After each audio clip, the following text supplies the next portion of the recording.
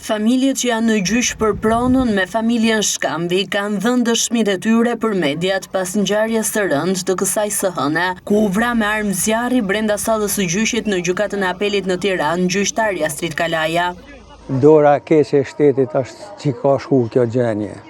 Na as kena gjona me shkamajt, as kena gjona me kërkan, as kanë gjona ta me ne. Ne na ka venot shteti, ati ja ka vonë shteti.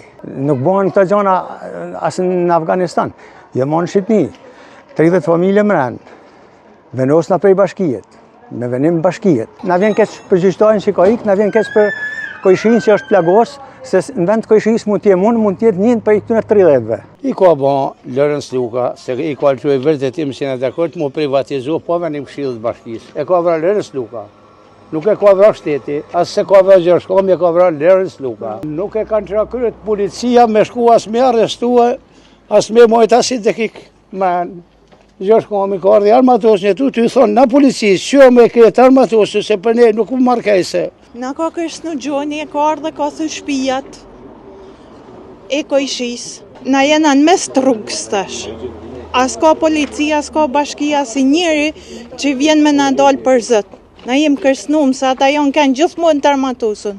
Na gjithmonë i kem gjithë në fund të rrugës, tu prit kur dalim na. Gjyshet i ka humbë. Kur ka humbë gjyshet, i ka angoshtu i fije. Sepse nuk ka dokument. Këna në intencion tash 33 vjetë. Fojet ne ka shteti, bashkia si ne ka vënë, ku ashtu ja ka shitellati, ku kush fojet ne ka të bashkia.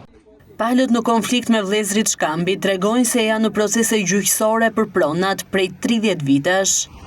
Banorët tregojnë se Gjon Shkambi dhe nipi i tij i kanë kërcënuar disa herë me armë, duke i nxjerrë me dhunë nga banesa, ndërkohë që vendimet e gjyqeve janë në favor të 30 familjeve të zonës.